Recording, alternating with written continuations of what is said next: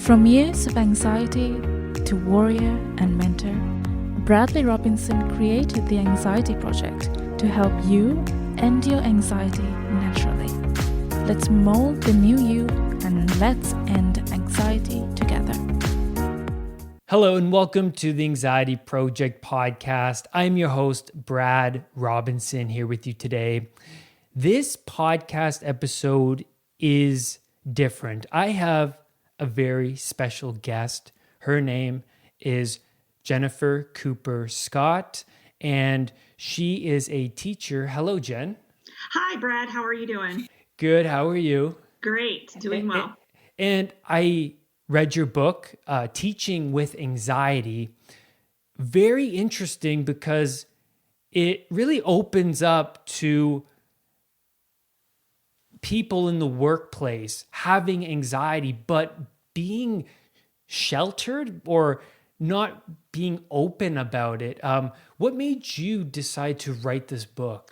Well, I wrote the book because I realized after going through periods of anxiety while teaching that there were a lot of other educators, counselors, administrators, people in education who are dealing with anxiety just like I was dealing with it.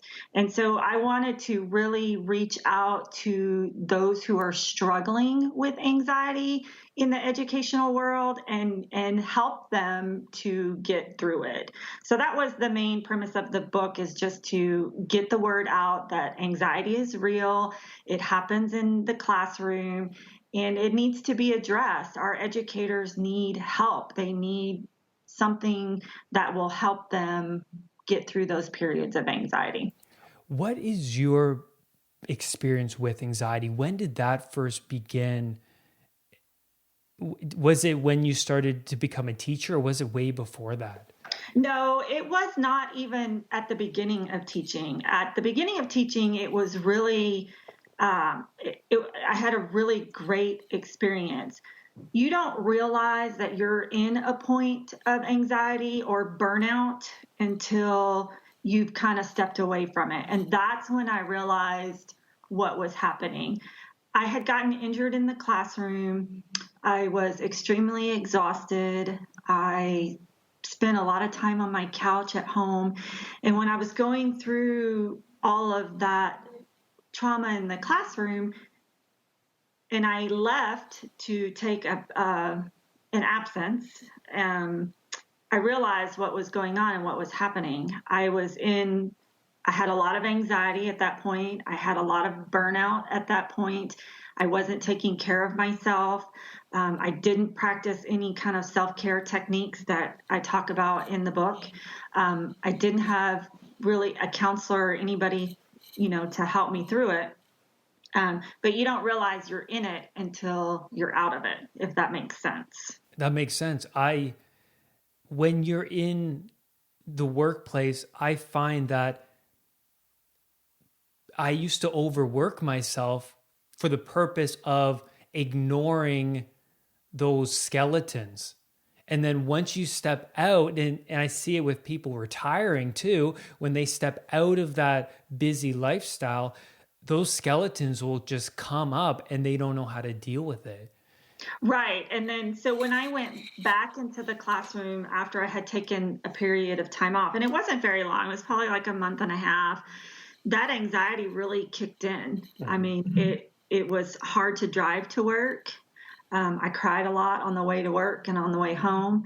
I hid it in the classroom because I didn't want, like I've stated in my book, I didn't want parents to know. I didn't want my coworkers to know. I definitely didn't want my administrators to know because I didn't want to feel inadequate in what I was doing in the classroom. And so after I left all of that, I left education, it really kind of started to click, and it really started to I really started to understand better what I was going through. And so I left the classroom and I decided to write the book. And then I developed a Facebook group page for educators, and they started talking about how they were going through anxiety and how they couldn't keep up and they didn't know what to do. And I thought, oh my gosh, how many people are really going through this all the time? And so I put the word out there that I was going to write a book about anxiety in the classroom. And I got several responses and just started interviewing educators about their experience. And I put 4 in the book.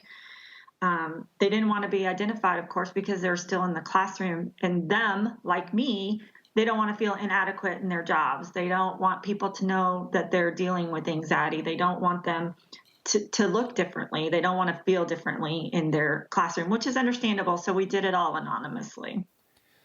It's interesting once you get it out there and kind of once you are honest about it yourself, then other people become attracted to you because you don't have to scratch too far under someone's life to find a tragedy. And people are so closed off about it that once you put it out there that, I am struggling and that, this anxiety is real, other people will connect with you. It'll be a magnet because people don't want to talk about it because people with anxiety have a fear of being judged. But once you become more open about it, it's just like a snowball effect. People will, hey, I have that too. And it's like a community building. Did you find when you made that Facebook group, it's just a community of people? It is. And and it's funny that you said that because I was one of those people who didn't want to be judged. And the educators that I spoke to, they don't want to be judged either for having that anxiety. A lot of that I spoke with are dealing with a lot of aggression in the classroom, and that's what's causing a lot of anxiety. They don't want to go to work. They're, don't want to be in the classroom with that continued aggression every single day. And I didn't realize how bad it was until I left, wrote the book, and started talking to other educators about their fears and their anxieties in the classroom and what they were dealing with. So I'm glad it's out there now. It's helped me realize what I have, to a point. I don't think you ever get rid of it all, anxiety, all at once. But once it came to a head and I realized what I've been dealing with and how I've struggled, it's kind of been like therapy to write the book and to talk to other educators and get it out there that, this is happening to our teachers and we really need to help them through this. We're constantly talking about mental health of students. How can we help the students through trauma? How can we do this for the students? But what about our educators? Our educators are just as important. What about their mental health? What about their self-care? What about them? If our educators aren't 100%, they can't give 100% to the student. Teachers that need help dealing with their mental health, is there any support out there teachers can go to, or is the educational system providing these teachers with that support for mental health? Well, I don't know about like mental health, but when I was going through everything, we had an employee assistance program. Okay. And through that employee assistance program, there's counselors, there's a variety of other people. But for me, I couldn't find a counselor that was accepting new patients.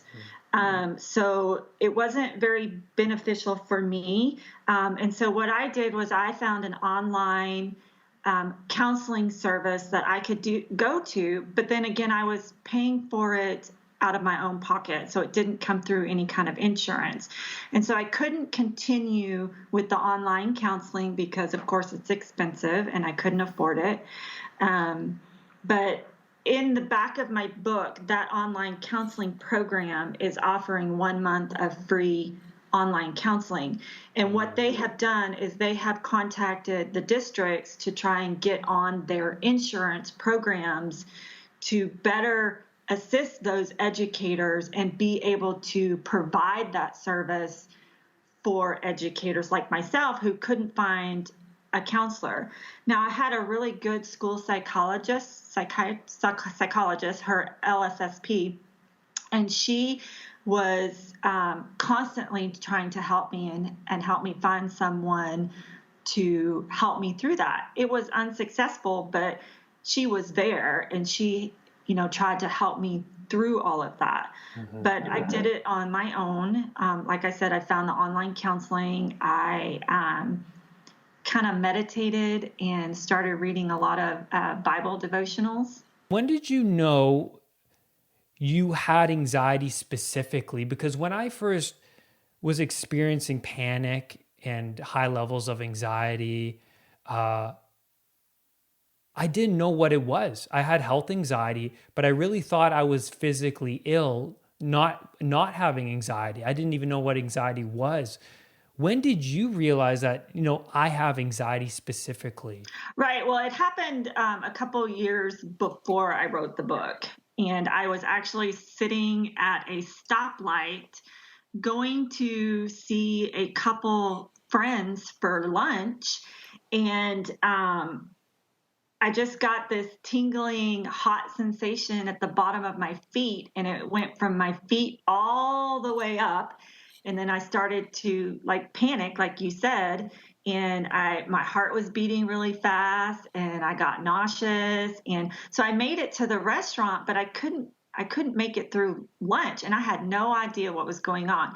So I went and saw my doctor, and she's like, "Oh yeah, that's like a panic attack or anxiety." And I was like, "Wow, why am I going through all of this?" And so her and I started talking about, my daily stress of my job, what I was going through. I was going through my doctorate at the same time.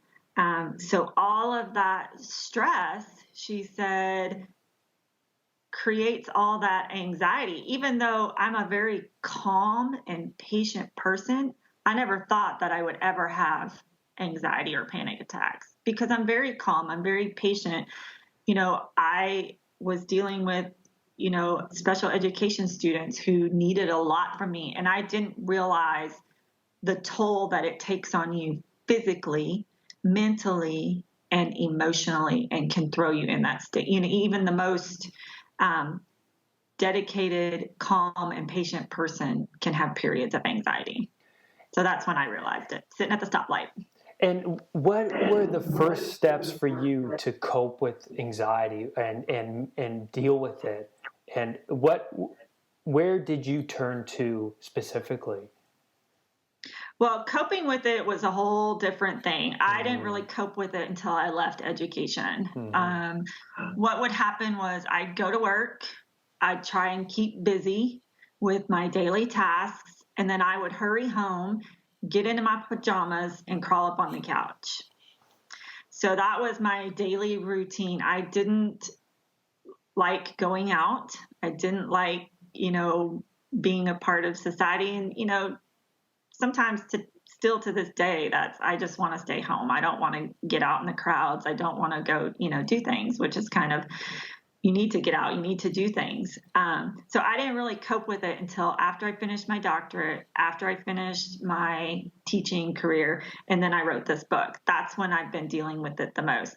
By helping people, writing it was a lot of therapy, getting through it, and just helping. And I think that has coped and helped the most since I've left.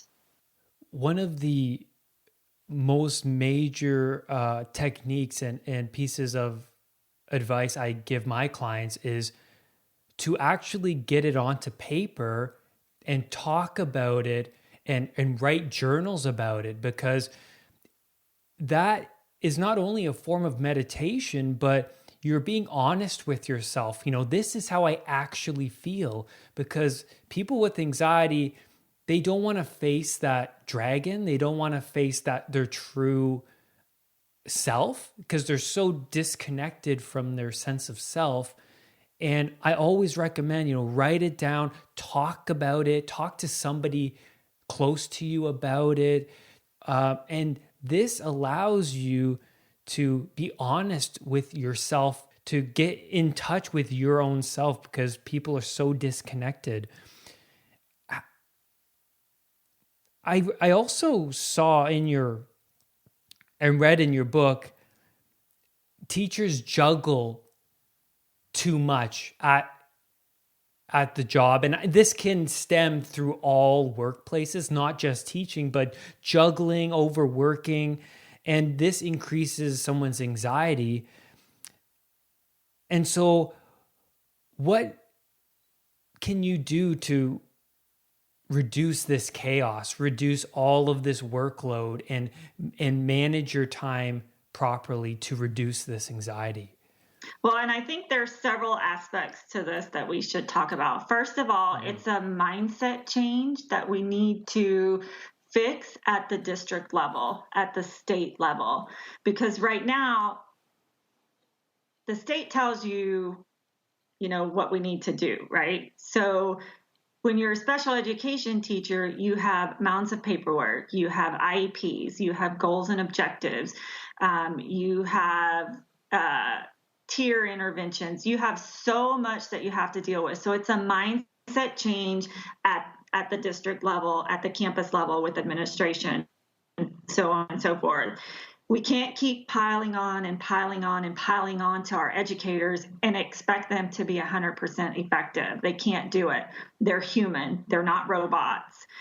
So we need to get districts to realize that putting so much on their educators is actually causing more harm than it is helping them. So that's the first step. The second step is, as an educator, you need to learn how to say no. And that was hard for me because I was one of those educators at first that took all my paperwork home. I worked at home long hours, and then I was up early going to school, and it really burnt me out. It really sent me over the edge. So as an educator, you need to draw the line. You need to practice those self-care techniques. You need to not take your paperwork home. And I completely understand the anxiety of not being able to get that paperwork done unless you take it home, but you need to stop somewhere. And so there's kind of two levels of this. And that's why I've started to, talk at conferences and do different podcasts and stuff to get the word out to help districts learn you can't keep piling this stuff on to educators because you're going to burn them out. And I went to a conference last week, and some educators were telling me that not a lot of people are enrolling in teacher certification programs at the college level anymore because teachers, they don't want to teach anymore. So who wants to go into teaching hearing all of this negative stuff about what's going on? So we need to change that because our teachers are important. Education is important, but we need to fix what's happening in our educational system so the anxiety gets less. We can take care of our educators. That way our educators can take care of our students. Because if those educators aren't 100%, they can't give 100% to those students. And so mindset change, we need to change the mindset of the district and the state levels. And then we really need those educators to stand up for themselves. And a lot of these teachers, not only are they overwhelmed by the workload you just mentioned, but there's a lot of stress in the classroom that was mentioned in your book. Can you just elaborate on that stress alone, other than all that paperwork and even at home you were saying? Because these are long days at a classroom dealing with children, which is highly stressful. How do teachers handle that aspect, and how did you handle that? Well, and I think it goes back to some of them practice that self-care, and that's what's important. A lot of them, like I said, you don't really realize you're in it until someone else, like myself, says, you know what, this is what I've dealt with, this is what I'm seeing, and then they realize that they're in it. The teachers that I interviewed for the book are dealing with aggression in the classroom. And so that is kind kind of the top priority for me to get the word out, because those teachers are dealing with such aggression. And we need to change that too. We need to fix that, because that's causing a lot of anxiety in the classroom. Kids are going to have behaviors. We get that. But we need to change how we're dealing with those behaviors. And I think that's a big part of that mindset change. I've heard a lot from educators that it's been said that, oh, well, you're in special education. You knew what you were getting into, so now you just have to deal with it. And that's not okay. I didn't get into teaching to get beat up all day, every day. And I know other educators didn't get into teaching for that aspect either. We went into special education to help those students. So we need help in the classroom. We need that help by administrator support. When we're having aggression in the classroom, we need backup and support. We need extra help in the classroom to help support those teachers who are dealing with that aggression. And then we need to change how we discipline our special education students. We all know that they have a disability, but the mindset needs to change with that. Just because they have a disability doesn't mean there should not be any consequences. And I think that's a huge mindset change that needs to happen throughout the United States, probably worldwide. I hear a lot of people say, oh, well, you know what? They're like that because of their disability. No, that's not okay.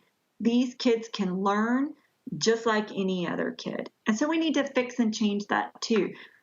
Now, does the consequence need to match? Yes, I think the consequence needs to match the disability. But let's stop using disability as an excuse not to incorporate some consequences when there's behaviors in the classroom. And you mentioned a great technique in your book called the grounding technique. I really like this because it's a mindfulness practice that we all need to do. I wish they would have taught me in schooling when I was younger, because I grew up in the educational system, in the Western culture, in our schooling. We're not really taught how to handle the loss of a loved one. We're not taught how to handle huge life changes that bring about anxiety, depression. These are important tools that we need. And I like how you mentioned that, the administrators aren't recognizing that with the teachers, and the teachers can't really help the students either. And so this, I found, was a huge contributor to my anxiety, not having the proper tools, not learning how to handle the chaos life always brings. That's always inevitable. And so you talking about this technique is really great, because I practice mindfulness every day. And can you just elaborate on this technique and why you find it to be so effective for you? Right. I love the grounding technique. And I do have to say that before, I don't think that every district or every campus or every educator is going through this, but I do that we need to get some mindset changes. And you're right, we're not taught to implement these coping strategies so that we can relieve ourselves of this anxiety, which I think is something else that needs to change in education. We need those professional development trainings on these, coping strategies for adults, our mental health, for self-care. We need to learn how to recognize the factors of burnout as an educator. I didn't realize that's what I was going through until I got hurt and I was out of the classroom for a little while. So, but back to the grounding, I love how this grounding technique takes you through different steps. It makes you focus on different things other than what your anxiety is or what you're going through at the moment. And it really even helps when you're driving down the road and you're stuck in a lot of traffic. That grounding technique really helps. And I love the smell of essential oils and the peppermint and the calming lavender. So those are the things that I turn to when I'm, getting anxious. You need all that, but who's trained in all that? When I first went into education, I didn't know anything about it.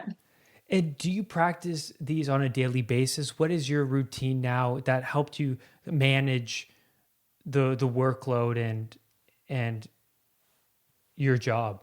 Right. So when I was teaching, I did a lot of this grounding in my classroom, but I kept my classroom very low key. Like I used lamps in my classroom and kept the fluorescent lights off because you don't know. There's studies been done that kids with autism can hear the humming in the lights. So I kept those turned off and I used lamps in my classroom, which helped at keep the calming atmosphere. I used a lot of classical music in my classroom that really helped the kids and myself and the staff stay calm. So just finding what works for you. Now I'm at home a lot. I'm writing books. I'm doing some curriculum development at home. So I'm not doing things that are really cause a lot of anxiety, but I start to feel anxious. I pull out my essential oils. I turn on my diffuser. I, keep the lights down low. I drink a lot of water now. I've really cut out caffeine and soda. So that helps a lot. And then the one thing that I'm not good at that I need to get better at is exercising, getting out and walking and, making time for that because your body really needs that. And then the one thing that I did this weekend that it really helped this weekend is unplugging for the weekend. If you're on Instagram for more than 5 minutes, you can feel like a tension build up. If you're just watching TV, I feel like, I am kind of betraying my higher self a little bit. I could be reading a book. I could be working on the next podcast, or I can be working on the next video, whatever it is. So I limit all of my TV to an hour most a day. I would make sure that in the morning I get my work done by noon. And so I can reward myself a little bit after that, and always having that reward or that TV time as a reward rather than, kind of like ignoring the snakes under the carpet, which could be responsibilities. And that also brings me back to my point of the educational system's not really teaching the students and like myself, especially in the Western world, these techniques. Like these are so important to living a happy and fulfilled life. But most importantly, keeping a balance. It's that yin and yang symbol. Too much of the chaos, you will fall into anxiety, depression. Too much order, not good either. You need a balance. It's that fine line in between. So for me, just to bounce off what you were saying, is that walk in the park. It's knowing when to use the tools and adding that order to the chaos. Again, it goes back to that mindset change. When I would get home from teaching, I would be so exhausted that the TV was on just to have some noise, and I would watch some rerun after rerun because I've already seen it, and it was just something in the background to keep my mind off of all the work that I had to get done the next day. So I think that's a mindset change too, that, we just come home and we're so tired that we turn on the TV and it's mind numbing just to sit there and watch. I agree. And Jen, I really appreciate you coming on here, talking to me about your story. It's never easy. For me, it wasn't easy coming out and talking to other people about it, because a lot of people don't understand, especially the people close to you. They'll tell you, just go relax, have a beer, get over it. But it can be a mental trap that that it was for me. And so I think everything you mentioned, from the techniques to how you handled your situation, where you added more balance, you started to work on yourself in these techniques. And I think it's so important to people listening that it's about adding more of that order to the chaos. For me, working in the film industry, I used to work 16-hour days, 80-hour work weeks, and it was my passion. But like we were talking about earlier, that passion started to lessen and lessen, and I started to be overworked, and that's why I left, because I there was no balance. It was too much work and not enough family, not enough nature, not enough gym, or not enough of me. And so that I had to make a really hard decision. And I noticed in your book, you mentioned that teachers were actually leaving because of the chaos that you were talking about. And it's not good, especially the educational system. I mean, that's different. That's something that's so important in our society. We need to pay more attention. And I think it goes back to, the things that we said earlier. I mean, these educators are passionate. They love these kids. They love what they do. When I went into special education, I knew that's where I needed to be. And you lose yourself, you lose that passion, and you get burned out so quickly. I agree. And I'm going to end on that note. Dr. Scott, thank you for coming and joining me, getting this message out there that, you're not alone in the workplace with anxiety, and helping the educators. And so where can people find you, Jennifer? Okay, I have several ways they can get a hold of me if they need something. I have a Facebook group called the ABCs of Special Education. Even though it says special education, it's for anyone in education from elementary to university level. We have all those. We have administrators, district personnel, teachers, so on and so forth. Or they can email me at advocateforteachers@mail.com. So advocateforteachers@mail.com. They can reach me either way. If they have an idea for a podcast, or just want to talk about their, maybe they have a message that I don't know about that they want to get out there. Whatever they need, I want to help them through it. They can find the books on Amazon or through lulu.com. It's LULU.com.